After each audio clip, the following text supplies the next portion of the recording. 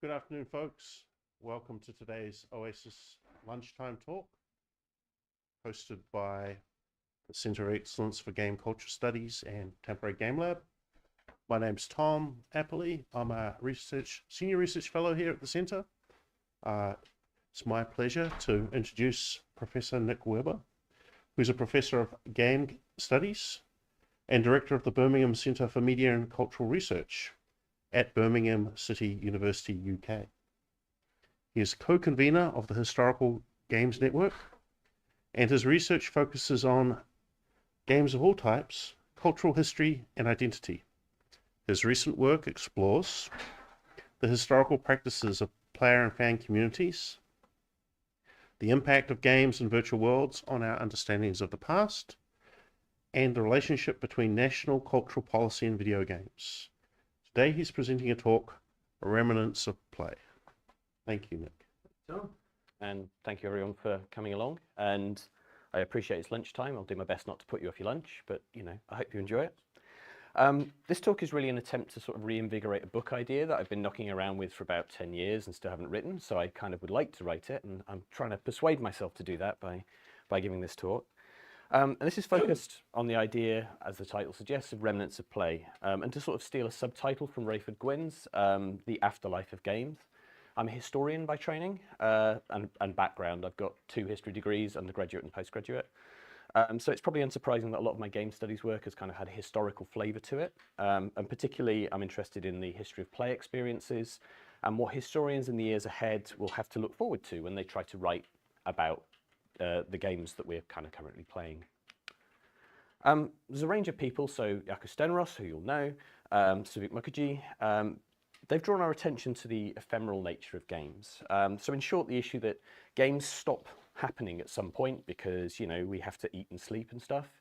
And when games stop happening, there's a question about what we have left.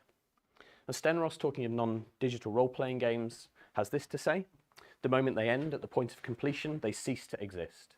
Each participant has memories of the game from their character's point of view, in addition to an assortment of props and costumes, character sheets and notes.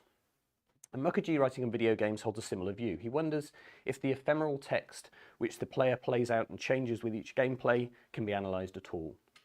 He goes on, the so-called disappearing game narrative may be configurative, but it is also experiential.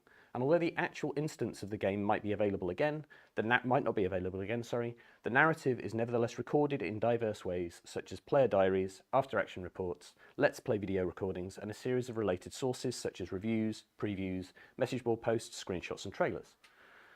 So according to Mukherjee, these are paratexts, suggesting that they're in some manner thresholds to the main text of the game, even though the game has ceased to be. Now, whether or not we want to talk about these things as paratexts, I think that's debatable. We can certainly see many, and perhaps all of them, as remnants of play.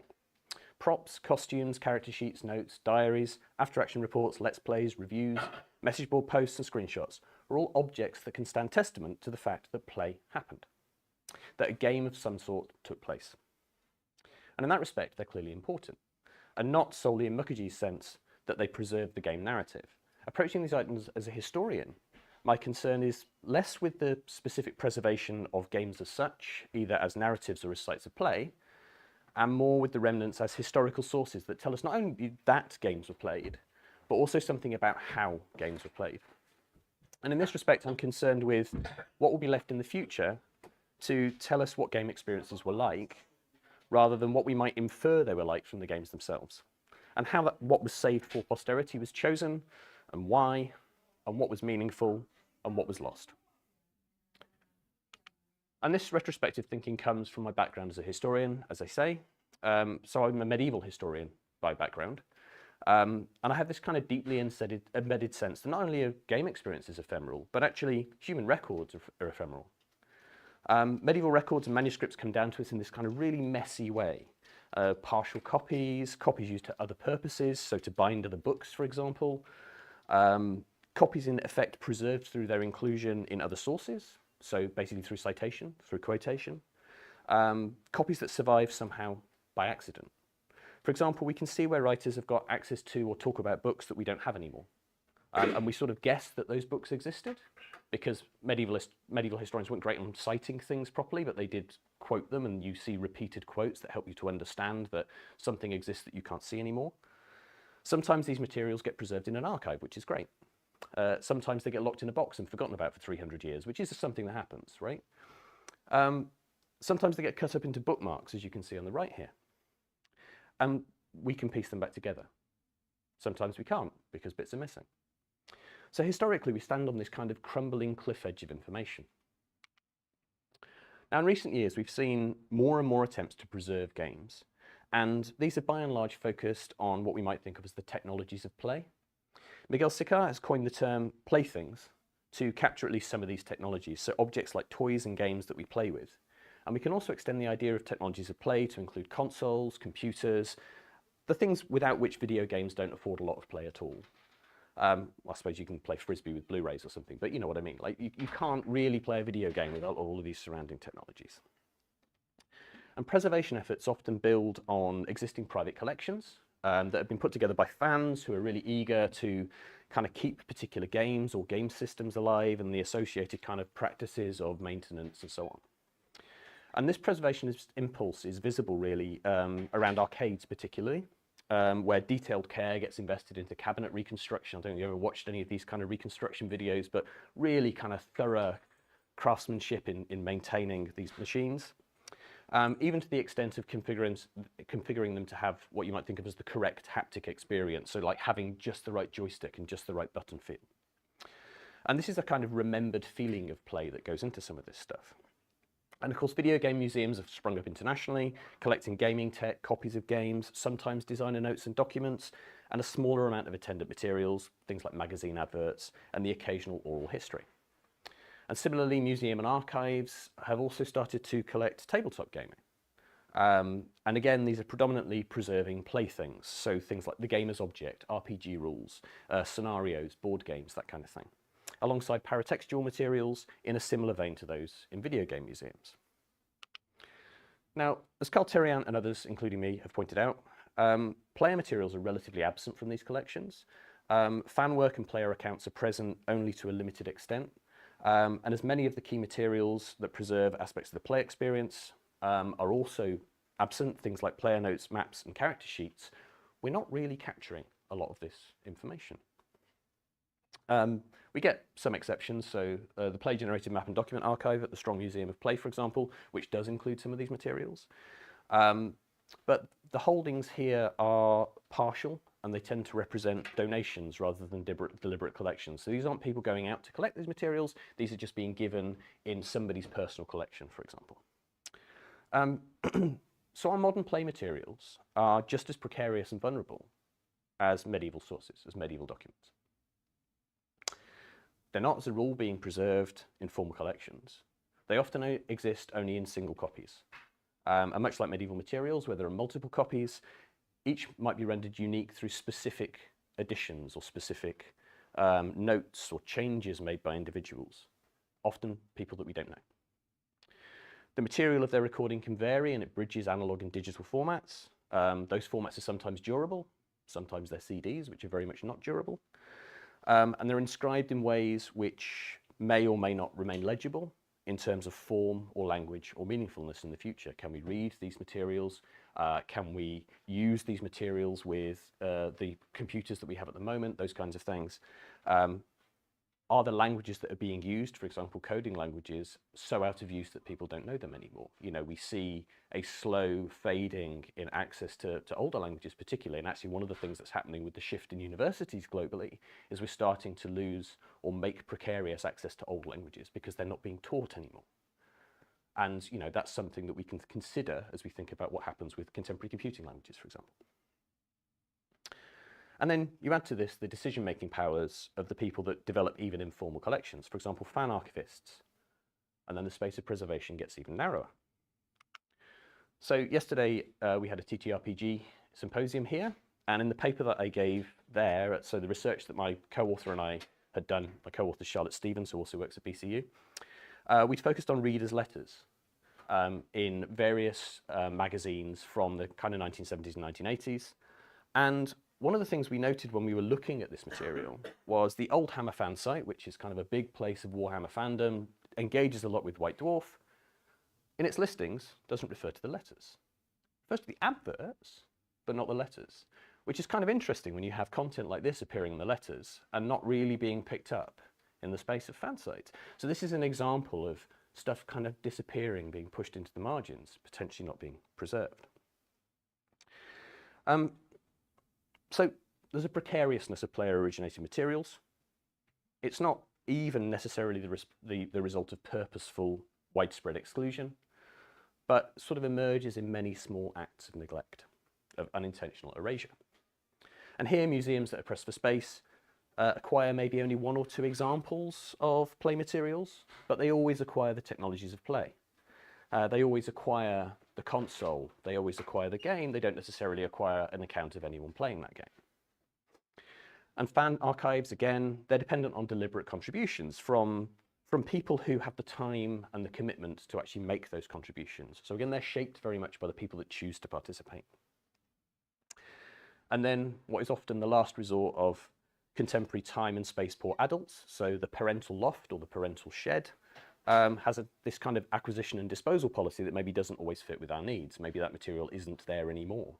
Maybe those archives are kind of imaginary anyway. The idea that the parental home remains the same once we leave is one we kind of construct in our heads. So in this kind of situation, game historians become really dependent upon personal archives, and also on chance and fortune, on luck, if they want to access these materials for study. And as I say, these materials are critical. They're critical to historical engagements with game experiences. They're critical to understanding games themselves. They're critical to understanding the cultural activity and frameworks of meaning that play represents. The technologies of play that we most commonly preserve give us access to particular games and game affordances, but relatively little information about how games are and have been played. Contemporary games incorporate tutorials or instructions, and they summarize the kind of mechanical actions required to play the game, but few of them provide us an insight into actual play experience. And it's perhaps only role-playing games that kind of do a bit more here, and they try to kind of capture the performative as well as the systemic aspects of their play. Most often through written examples like these, where this kind of fast-paced dialogue of a role-playing experience gets turned into this kind of weird, stilted rules explanation dialogue, which doesn't really have anything, well, much to do with actual play as an experience. And you can see places where these examples help us to understand something about the game and the expectations of the game. So here are 2 different examples of the same example of play from different eras of Advanced Dungeons & Dragons. And you can see they're slightly different, and this sort of hints at the different experiences in those 2 games. The more modern experience doesn't assume kind of character death. It doesn't assume this sort of distant disinterestedness that is maybe present in the left-hand, the older example. But none of these things speak to actual player experience, to how games were in fact played, only to potential expectations.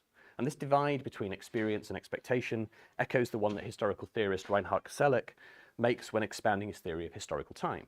Experience represents the past in the present, whereas expectation represents the future in the present. So for Koselleck, experience can be thought of as space, with expectation a horizon beyond which is the space of further experience. Technologies of play offer historians the limitation then of a horizon, an expectation, but remnants of play allow us to see past that horizon and to explore the space of past play. So for me, one of the key ways that the remnants do this is through their ability to convey stories. So returning to Mukherjee's earlier point, they can indeed record the narrative of a game, but they can also provide richer stories which situate play in context, teasing out the specificities of individual play activities and adding extensive affective dimensions to our understanding of play experiences. And this is possible, even more important perhaps, when you look at multiplayer games, because as you'll all be aware, there are as many different narratives of an event as there are participants in that event. And so in multiplayer events, even more narratives, even more perspectives. And these are a kind of range of MMO-related kind of attempts to capture play accounts. And the most obvious and straightforward place we find these stories is in play accounts like these. But as we've already seen, there's a wider range of forms going on here, much wider range in fact, in which narratives of game experiences might be captured, some more deliberately than others. And these forms incorporate a range of media and creative practice. They appear across a variety of digital and physical platforms. They might be coded as fan work or blog posts or diaries or memories or other things, depending on where they're found really often. And collectively, they're kind of reflecting a range of what Jean Burgess calls vernacular creativity. And they connect consumer practices or consumption practices and knowledge, for example, of genre, with popular traditions and communicative practices such as storytelling and scrapbooking. And this material is not unstudied, right? People have written about these things. Creative responses that capture the story of game experiences have received scholarly attention as fan work, as historical practice, as educational engagement, and identity work. Although historically it's been the default position of our field, and our field here I sort of mean game studies, but probably also media and cultural studies as well to some extent, it's been the default position of these fields, certainly. The productivity of the most devoted fans of media franchises are the people that make this material. Actually, it emerges from, in many cases, everyday practices amongst people who play games. You know, players have long been envisioned in this relationship of co-creation with game developers, and that's, you know, that's stuff that's going back through 20 years and more of literature. And their deep engagement has been likened to work, of course, this idea of Plaber from Julian Kuklu. And that's, again, 20 years old as an idea. And we already know that people who play games increasingly form the mainstream of contemporary society, in developed nations at least.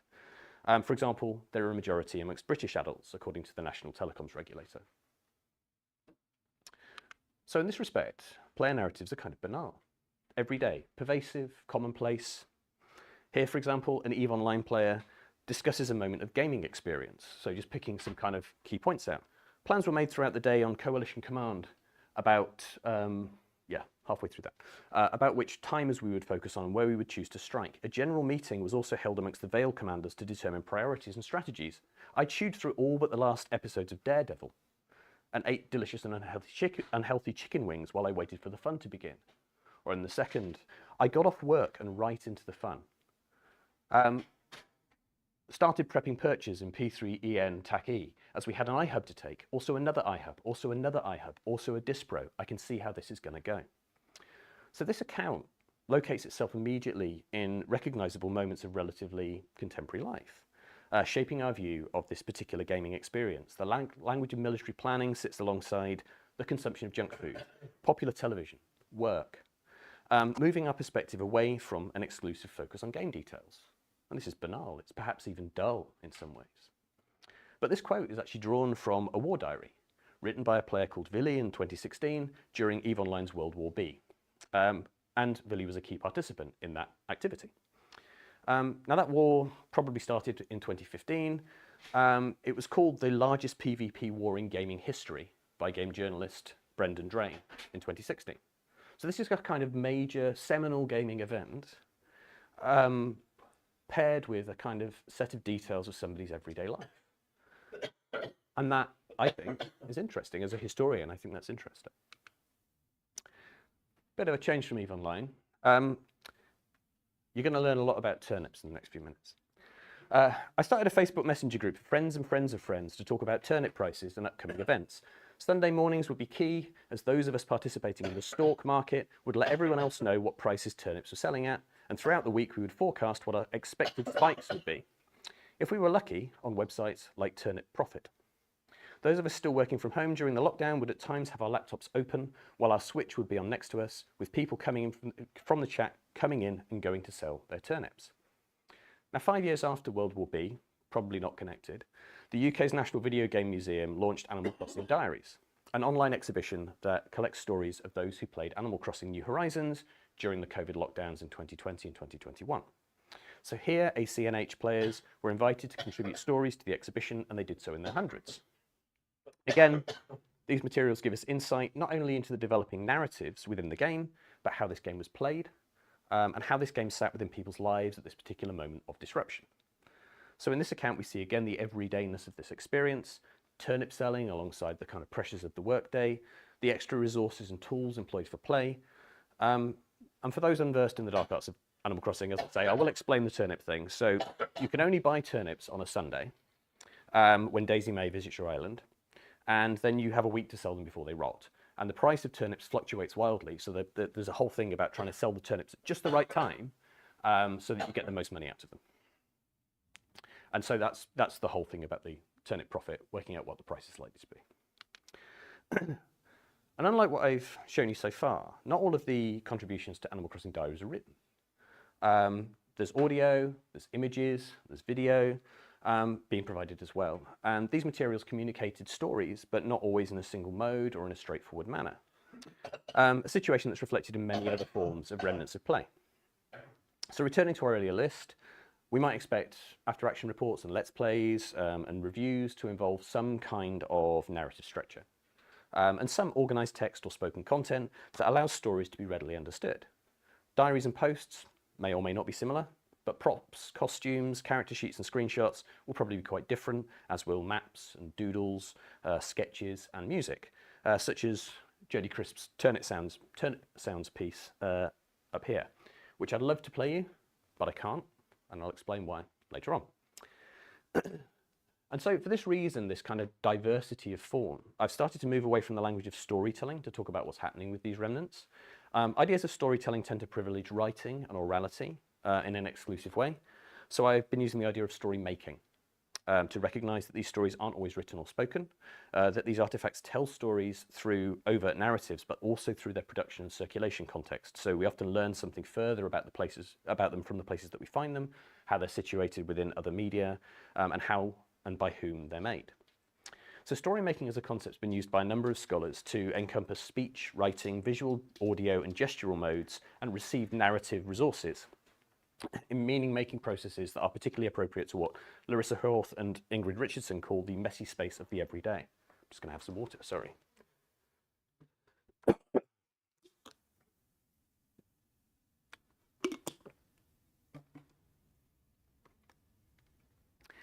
It's been employed in the space of LARP as well, for example by Simon Brind, as a way to navigate the kind of narrative complexities of a form in which plot prefigures events rather than being a way to understand them after the fact, and also something where story is collaboratively produced. So it's written in real time rather than kind of post hoc. Bridging these perspectives together then, or bringing these perspectives together, it's evident how suitable story making is as an idea for exploring the stories found in these materials, where both stories and game experiences are created through players' actions. So in effect, while these remnants do indeed make stories available to us, they are the product of story making and not storytelling practices. And this is perhaps even more stark when the stories being passed on are not necessarily being told in a deliberative manner, even though our remnants make them available to us. So here I'm thinking of remnants like character sheets, player-made maps that are less well established in the canon of narrative forms. For non-digital RPGs in particular, these can be some of the few enduring elements post-play, even though some people think of them as ephemera in themselves. And that's actually part of the problem. People might throw them away. Prior to the first instance of play, both the unfilled or pre-established character sheet and the blank space of the map present spaces of possibility. Evan Torner has suggested that prior to a play session, characters exist frozen on their sheets as objects of sheer potentiality.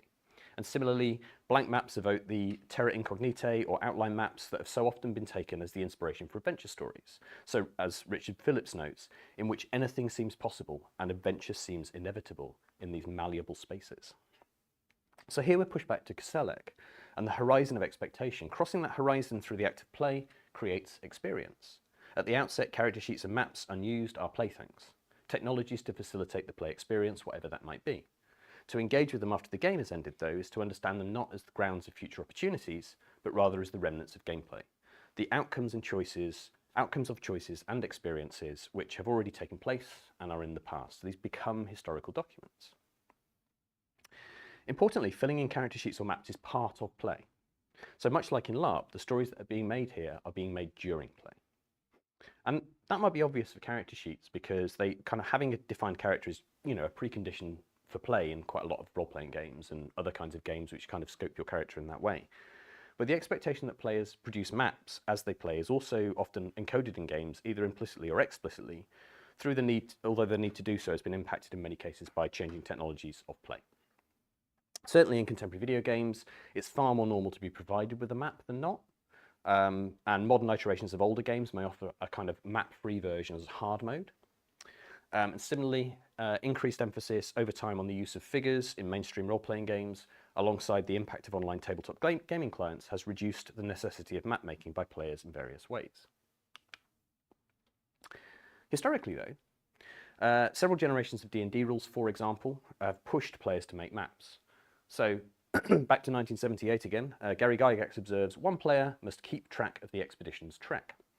13 years later, the Rules Cyclopedia from 1991 sees Aaron Alston restate this premise. One or more of the characters should be making maps, but one player should make the actual map. And then, in 2003, the update to the D&D 3rd edition, known as 3.5, made the reasonable proposal, is that the 3.5? There's 3.5. Made the reasonable proposal that someone should keep a map of the places you explore so that you know where you've been, which is, you would expect. So mapping as a practice is kind of embedded in D&D, and that's not a phenomenon unique to that game. Obviously, D&D has had a lot of impact on other games, and they have inherited some of those approaches, and other games are kind of shaped organically, actually, around map making. So we can think of both Ryutama and The Quiet Year as mapping games, games where the map is kind of integral to the gameplay in a way that you can't really avoid. It represents the kind of progress of time in Ryutama, and in The Quiet Year, it is the game. Video games have like a kind of parallel history here. They have a tendency to include like labyrinths and mazes and ways to confuse you and ways to make it difficult to navigate, often inspired by tabletop play. And then you get things like chains of teleporters, spinners, which alter the direction of travel, false walls which hide the path, pits that drop you into different levels or different spaces. And mapping practices can be very community focused though as well. With annotation featuring heavily, for example, in this map of Hollow Knight Silksong. Yeah, just don't look. Do you want me to move it? No spoilers? Okay, I've unspoiled it, sorry. The addition of notes and comments, no worries. So the addition of notes and comments, though, the addition of notation is like a really important way in which the community kind of collaborates together to share information around maps that are already known. Both character sheets and maps can sometimes be quite short-lived. Sometimes you will only use those for a single session. But quite often they become maintained over a longer period, which allow for notes and information to accrue around them. Even when significant information is provided before a game, further information often needs to be added. It's very normal for apparently complete information to include deliberate omissions, to preserve a sense of discovery for players and to allow for plot twists and surprises. And of course, in any case, the ordinary course of play, character sheets and maps usually need to be edited, and in these interactions there may be additions or further omissions which personalise or shape these items in specific ways, or erasures which leave traces of what was there before. So, on a basic level, character sheets and maps provide their evidence of play experiences. They offer us stories in different ways. And that's due to the differences in the way that they function. Character sheets serve as a kind of notes and documentation of a character's existence, but also their evidence of a series of play experiences. They provide this kind of authoritative record of a character's life, sedimenting information and growing with the character. As Raphael Bienia notes, when the same character sheet is used for several years, the changing character sheet expresses a certain age of a character that becomes a written account of the character's life and a material witness of the character beyond the narrative actors alone. Bienia's own example is quite stark because he talks about what was initially a 4-page sheet becoming over time a 12-page sheet, so this kind of extensive recording of this character's life. Often sheets grow as they record the accrual of items and experiences, as characters become more powerful and as their persona develops, and as players make a stronger commitment to who that character is and seek to explain and explore their lives. So here you can see this transition from the kind of the first run of a character sheet, and then as the development through as it gets typed up and preserved and becomes more complicated and longer. And this might be mirrored through changing visual representations as well. Through sketches or doodles on a character sheet, or if it's physical, or through other forms of representation, notably changes to miniature figures or to digital avatars, where visual choices will often represent a combination of meaning, mechanics, and aesthetics. So here you can see kind of developments in people's WoW characters, for example, the way they imagine them as they kind of grew over their careers. We can understand the story of a character sheet then as a kind of biography of a character, but it's a biography also of the character and player and their affective relationship. The status connects the character sheet back to kind of medieval sources as well, and this is the thing that kind of interests me in many ways, and to the nature of personal archives, which I'll talk about a little bit later. Importantly, though, the complex stories that get inscribed here are made slowly over an extended period of time, and in a way that we might think of, again, as sedimentary. So they're put down in sequential layers. And sometimes the end of this process is abrupt, even for long-standing characters. You know, a given play session may sometimes include the deliberate retirement of a character, the predicted end of a game, or perhaps a character dying, you know, the sudden end of a character in their prime. Sometimes a temporary pause in play becomes a permanent pause in play. People's lives change, games stop being played. If a game is reliant on a group, the group splits up and does different things. And in that case, the character story kind of lacks narrative closure, but even so, the effective relationship between the player and the character remains. It can persist beyond that point, it can be narrated, and it can be narrated in reflection as well. And one of the interesting things is the way in which this material is historicized and also used as memory. So the way in which players will encounter character sheets later and reflect on their relationship with that character. Stories made through map making, so player cartography, are similarly sedimentary. The slow accretion of stories demonstrated in a map's gradual development. It spatializes the narrative for us, moving us beyond textual abstraction, but it also provides a sense of granularity, of time passing through the visible growth of layer upon layer of cartographic production. The stories in maps are conveyed through annotation, as I've already said, but also through comparison, either with previous maps, so moving from kind of one play session to the next, but also by comparison with an authoritative complete map, for example, the developer's map, or a map that's held by the games master if it's a tabletop game, or by comparison between maps made by players. So, for example, the EverQuest Map Preserve, which is a database of maps of the online RPG EverQuest, collects 20 different maps of the adventure location Blackborough. And you can see here the kind of similarities and differences. This is a fixed digital space. These maps are based on coordinates, but they're all interestingly kind of varied and different. They all have different annotations and labels. They're labeled in a mixture of English and Japanese. They prioritize different information.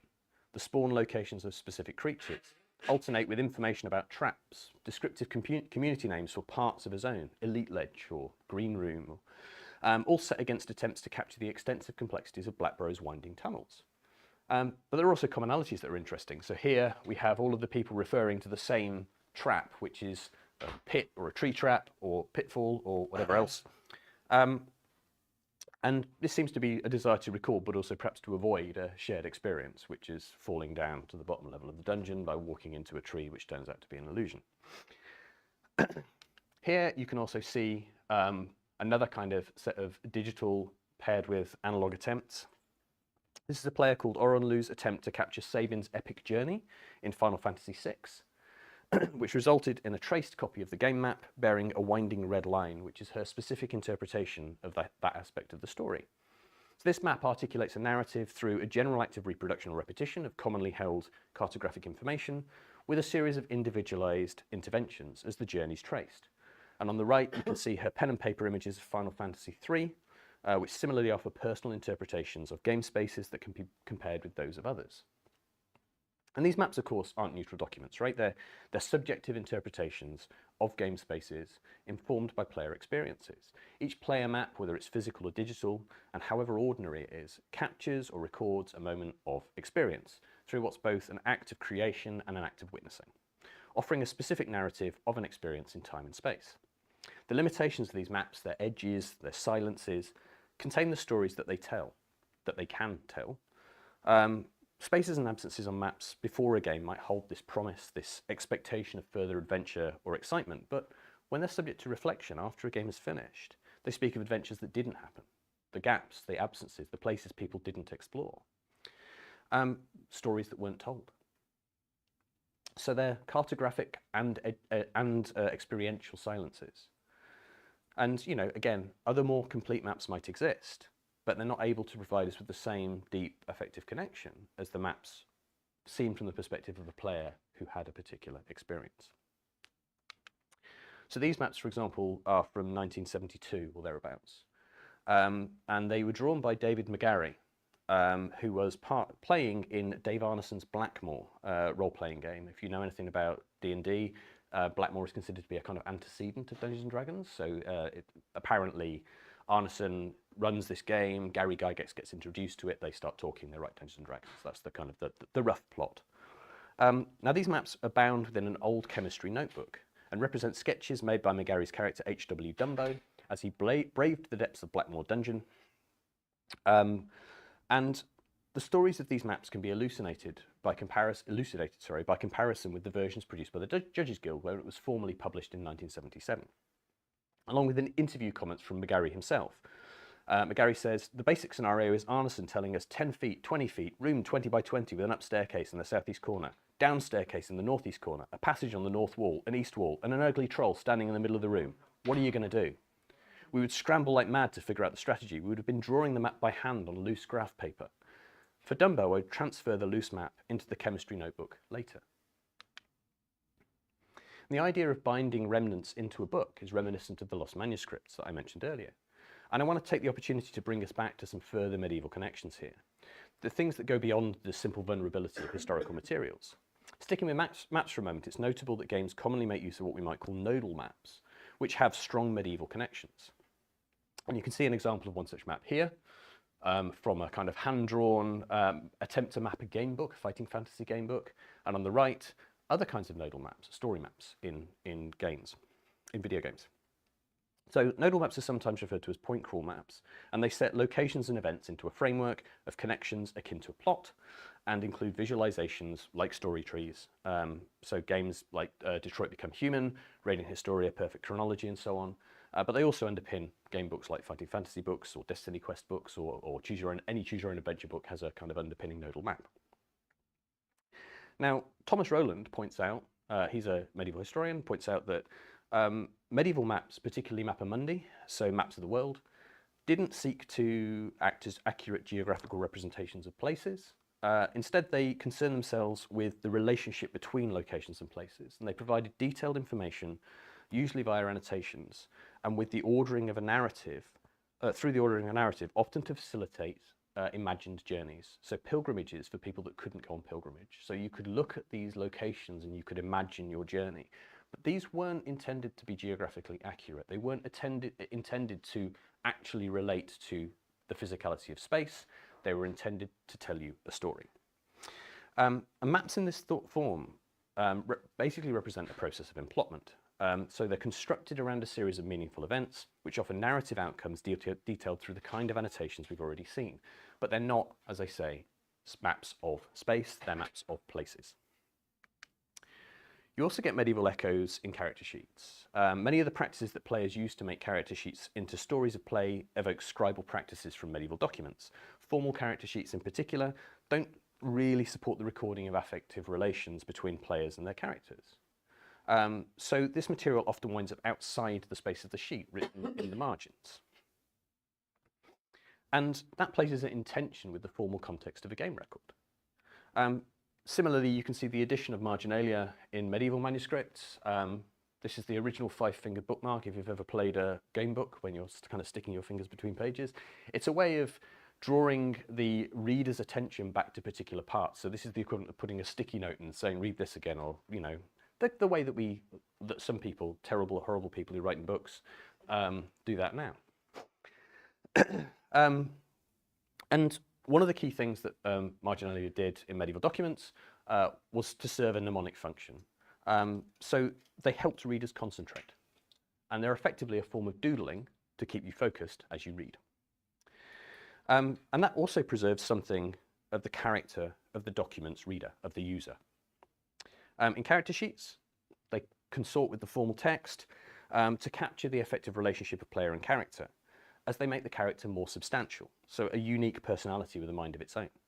In both instances, marginalia helped to emphasize the unique nature of an individual copy of a document, underlining their value as archival and historical materials. So this goes back to that point. These are unique things in many cases. There's one copy. We don't keep it. What happens? Now, I mentioned earlier that historians are compelled to rely on personal archives to access remnants of play, or simply luck. The existence of personal informal collections, online repositories of player stories, scanned character sheets, demonstrate that for some people at least, these remnants hold enduring value. Personal collections of popular culture represent an example of what Walter Benjamin called the most intimate relationship that one can have to objects. offering a tangible biography of the collector and the increased affective connection with the objects thus collected. So collections of this kind can be understood as forms of non-normative archive, partial, subjective and potentially inadequate, but curated and kept even so. Personal archives often contain what's been called the stuff that is most memorable, desirable or illuminating about people's lives, materials associated with memory, personal experiences and recollection. Players themselves note the ways in which these remnants sit within the spaces of their everyday lives in ways that indicate a greater or lesser degree of intentional preservation, as you can see in this slide. Of course, there's stories of finding, but also stories of loss. I had tons of maps drawn out on graph paper. Most of them are in the same game case / box, which sadly I no longer have. So again, the loss of material. So here our remnants can be seen not only to record, but also to prompt memories of game experiences, both general and specific, for their creator. So as game journalist Ben Kuchera says in that kind of article title at the top there, hand-drawn video game maps are physical memories. And he goes on in that article to say, we're mapping our memories as much as we're mapping the landscape. So remnants capture experience through their notes and marginalia, their gradual development and their absences, and through a lasting affective bond, which can be returned to later to prompt to evoke memory. As Koselleck says of experience, experience is present past, whose events have been incorporated and can be remembered. So this invites us to think further about our relationship with other kinds of mediation, the outcomes of other creative practices through which we can exploit the affordances of a form to capture deeply personal experiences, the selfie, for example, or the diary. More on turnips.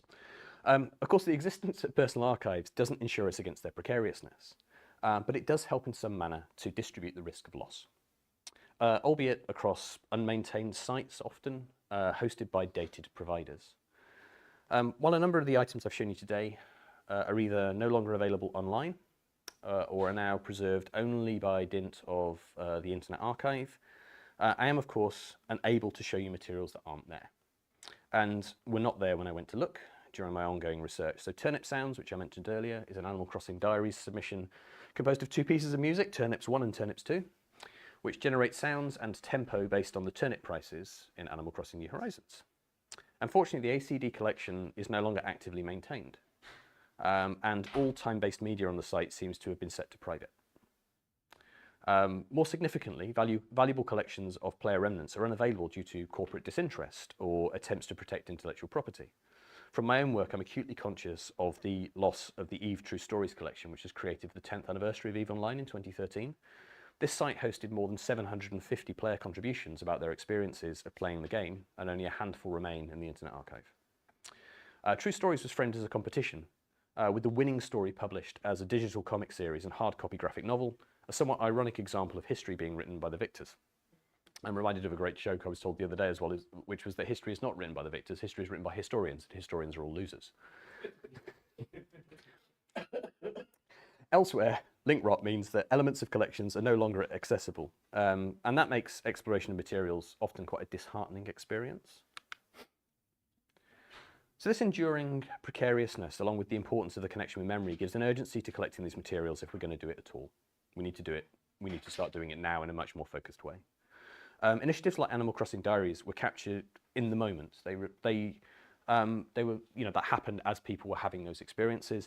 Reflections on play experiences 20 years ago, prompted by chance discovery of a character sheet, or 50 years ago, prompted by old maps, are effectively pleasing, but they're historically challenging in many ways. You know, you're looking at decades of memory intervening between you and the document. Memory is in many cases the worst of mediators. It's unconsciously unreliable, but it's central to ideas of witnessing, which typically give credibility to accounts of cultural experience. Conversely, individual reflections on important moments of their past help us to understand what impact experiences have on a life. Here, how play experiences fit into personal narratives and the effect of context on the meaning we make from games. Now, I said at the outset that there are calls in scholarship to incorporate more remnants of play into game museums and archives, and I should acknowledge that important work is happening in the space too. For example, in Tampere, right here, Alina Koskinen's thesis and the related publications show how players understand and value their historical play experiences. It's also vital that we don't stop collecting the technologies of play, the playthings and beyond, as these are often essential to a clear understanding of our remnants, even as the remnants help us to understand more about how technologies were used. Indeed, remnants of play have been crucial to archaeological and historical work which has attempted to reconstruct the lost rules for ancient games, such as the Roman game Tabula, where we've relied quite heavily on an account of play from the 6th century about a game that was played in the previous century. In the case of the ancient Egyptian game Senet, images representing the game being played have helped us to understand its shift from a competitive game to a ritual practice over time. So this is an illustration from the Book of the Dead, and is used as a way of arguing that Senet became a ritual game which was played by an individual as a process of understanding the relationship to death, as opposed to a game played between two people as a competition. So if we truly care about games, we have to care about the remnants of play. Even when we know how to play games, knowing how games are played tells us a great deal more about people, games, and culture. Thank you.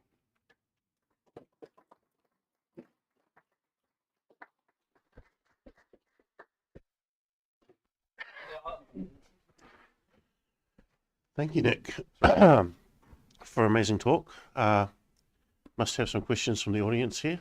I'll try not to throw it at people's heads.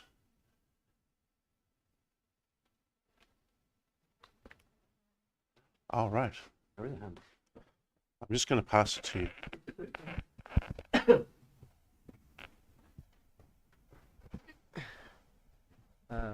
Hello. I was thinking even before the talk, and now thinking even more about it, about how this talk and Stop Killing Games initiative kind of ties together, because over the past few years we have been seeing the rise of this initiative, and because we lost, you especially mentioned MMOs, there's a lot of MMOs that essentially died, and the servers and the game have been taken off the internet, and the only remnants we have is either comments on forums, some images, sometimes videos, and essentially we lost that media forever, and now we have like only a few remnants here and there.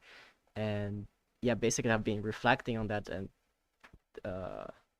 on basically what you said on this talk, and I was kind of finding interesting how while you're looking at this like D&D and stuff from the past, and now we're kind of having this thing happening in like current very much now. Yeah. It's kind of interesting, this like whole scenario and economy that we have right now. Yeah, definitely. And I think like the specific space of the digital creates problems because of the different formats, the loss of materials, etc., in ways that are happening faster than we understand how to do anything about it. You know, and there have obviously been preservation attempts that have kind of brought games back for us from various kind of archival spaces where we thought games had been lost. You know, like particularly kind of old 1980s games and things like that, made available through emulation most of the time. There was a discussion, there is an ongoing discussion in game preservation about whether or not emulation counts, or whether you have to play a game on the original platform or hardware, etc. But you're right that we are completely losing access to media, and particularly media that requires a resource-intensive support like an MMO or something like that. And are we going to be able to get those things back? Seems doubtful. You know, so I mean, obviously you still get fan-driven servers. You know, all of those servers that kind of underpinned things like the kind of WoW Classic side of things. You know, lots of kind of WoW Vanilla era servers and so on. That were being run by fans as a way to kind of keep that kind of gaming alive. But with smaller MMOs, you're not seeing that happen. And even when MMOs are still running, you know, they're often weirdly derelict places. There's a great account, a journalistic account of somebody returning to Second Life. I think it was in 2019. And the person who writes the account just spent their entire time trying to find people and just talks about how weird it is kind of wandering around this deserted place.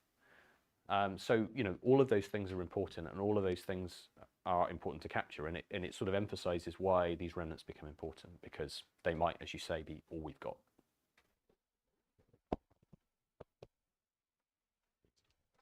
Thank you, Nick. You said earlier that experience tells us about the past and the present, and you said earlier from a theorist that expectations tell us about the future. And then here you talk about how remnants of play gets us to go back to how that past was lived and experienced for players. I'm wondering, to what point does this approach, you know, looking through remnants of play, can be applied to maybe players who left all this memorabilia and are now playing a new version of this lost game, or sort of not just a historical account, because as historians we're playing with what's left, but also can you sort of speculate cases where we can bring back this lost memorabilia, this lost remnants to new players and see how they react to it?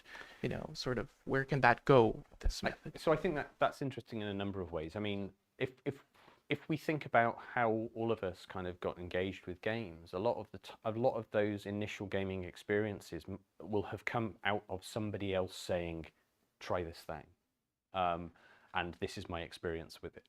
So they create the grounds for people to understand what gaming experiences can be like, as well as the gaming experiences that they've had themselves.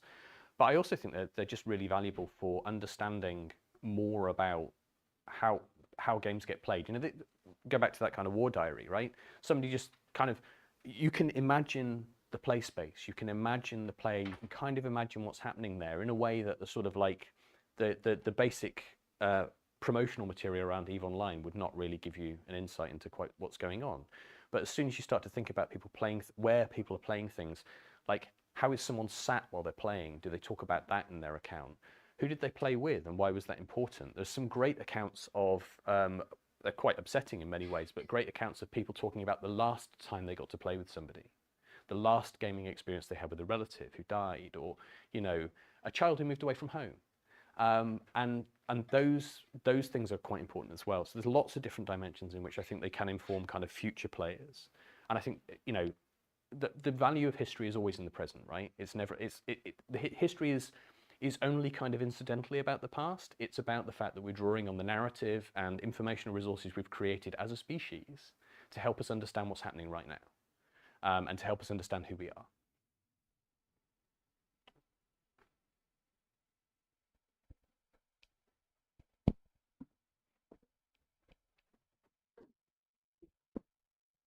With the discussion of like fan archives, I'm also thinking about sort of the opposite.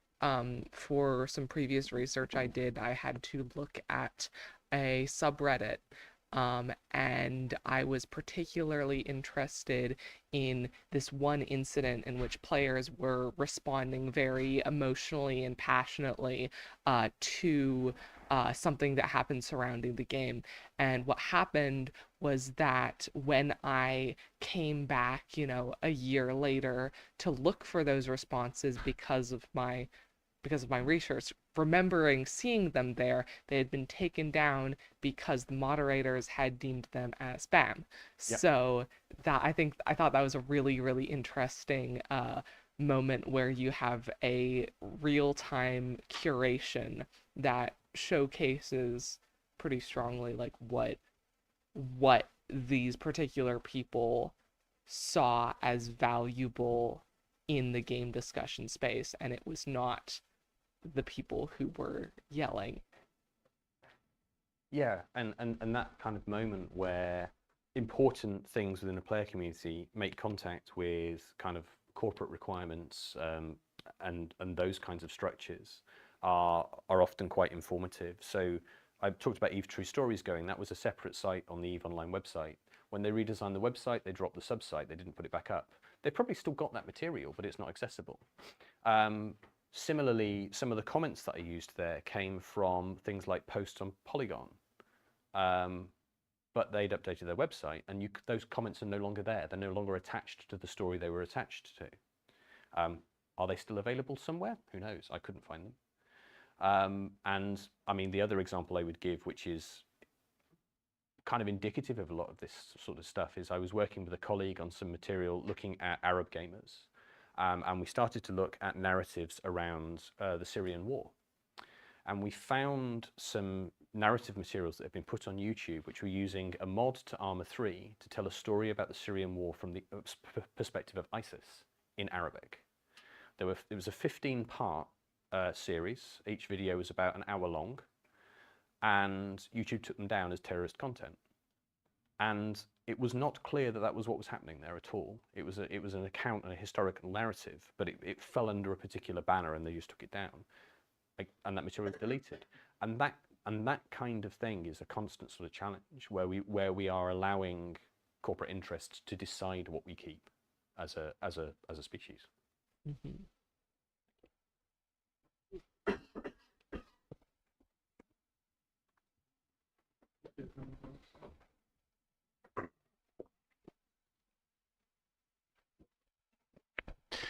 Thank you, Nick.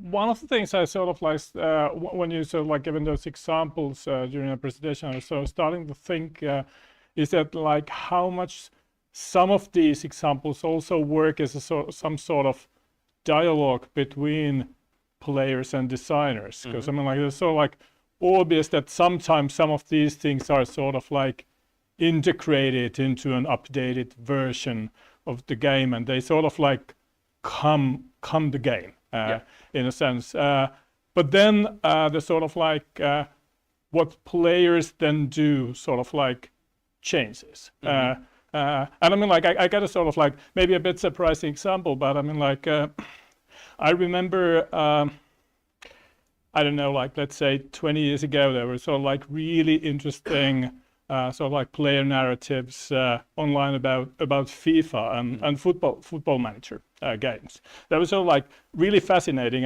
and fun and very trivial in a way. Those games at the time didn't sort of like have this aspect. These days they do a lot. They're sort of like they got a story mode, they got a career mode, and all that stuff. And we don't see those sort of narratives anymore. There are sort of like different kinds of examples, but I mean like that also then sort of like changes what is left from the games. Yeah, absolutely. And as the technologies shift, and you know, I'm thinking about technology in the broadest meaning here, right? So not just electronic tech, I'm thinking about technologies, all of the different ways in which we are enabled to do things. And I think that's like a really important observation as these things change, where we find the information in these materials changes. I mean, like I was asked a question yesterday about the relationship between physical and digital character sheets, you know, and like how are these narratives represented in digital character sheets when you're not necessarily able to write on them in the same way that you might with a physical character sheet. So just that kind of shift changes the shape of what gets done and how we understand them as records. And so, yeah, as you say, you're going to be looking in different places as games change. And in the future, we'll be looking in different changes again. But I think the key thing that I want us to be doing more is paying more attention to this. And I think your observation there is a great one, which is, well, we used to have this resource. Now it's moved or gone. What do we have instead?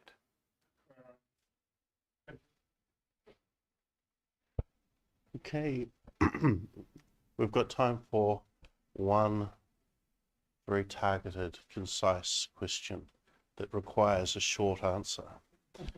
But if people don't feel that that's possible, we should just give Nick a hand.